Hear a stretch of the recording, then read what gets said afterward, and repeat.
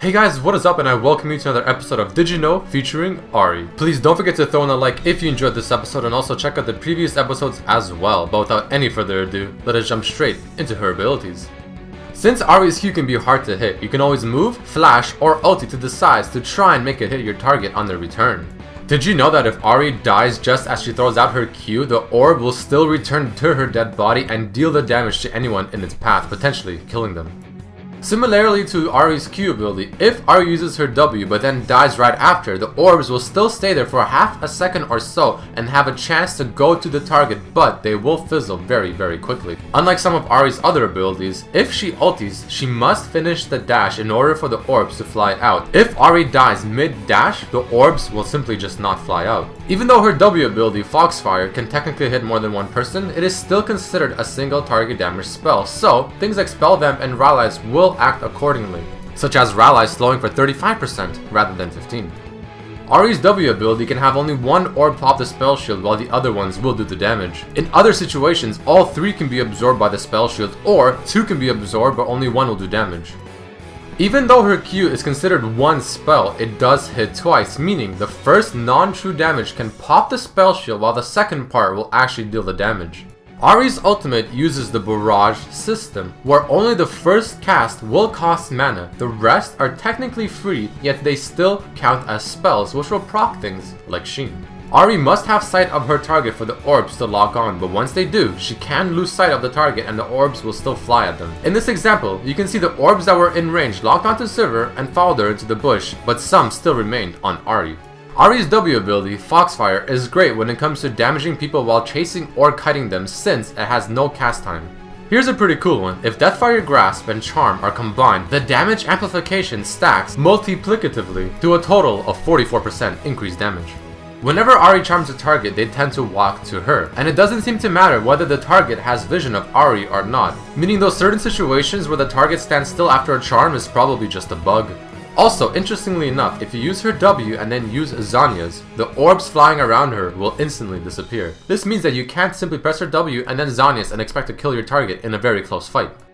Apparently, since Ahri's Q is considered an AoE ability, Spell Vamp is reduced to a third of the effectiveness. Same thing applies to Rallies. Alright guys, let us jump into some really cool facts and lore about Ahri. Ahri is inspired by the nine-tailed fox, which is seen also in the anime Naruto. It is the mythological being that originated from East Asia. Ahri was designed by Ezreal, however, Koranak also helped develop her kit. From this, Riot Ezreal referred to Ahri during development as Gumiho, which is a revised romanization of the word Kumiho, meaning nine-tailed fox. Also, apparently there was a player poll on the Riot Korea page that had 6 options for people to choose the name of Ahri. The 6 options are as follows: Donbi, which means saving rain; Nabi, which means butterfly; Ruri, which means dazzle; Ahri without the H, meaning elegant; Choron, meaning glittering; and finally Dasam, meaning loving.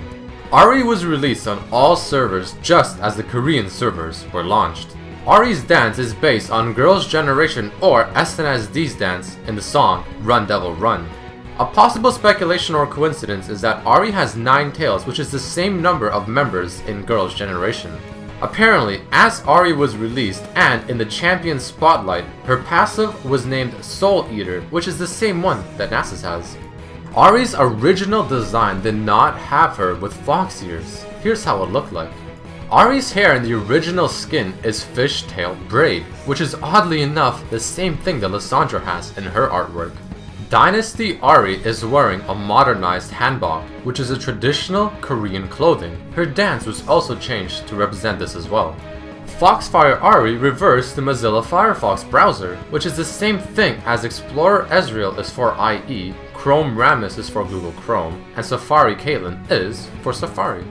Popstar Ahri of course references to again Girls' Generation or SNSD, specifically to their song Genie in terms of the looks. Also, the dance is similar to My Oh My by them as well. Interestingly enough, did you notice that Popstar Ahri's splashwork is the first splashwork of Ahri that does not show her holding the Q? Alright guys, that unfortunately does mark the end of this episode of Did You Know featuring Ahri. Please do not forget to throw in a like if you did enjoy this one and also to share it with your friends. Also please don't forget to write down a comment down below to say what champion you would like to see in the next episode. I would also greatly appreciate it if you guys are able to follow me on my social medias, Facebook, Twitter, and also my Nook page. The description below will contain the links. But as always, a big thank you for all of your support for these episodes and my channel in general. Thank you for watching and I hope to see you in the next episode. Peace.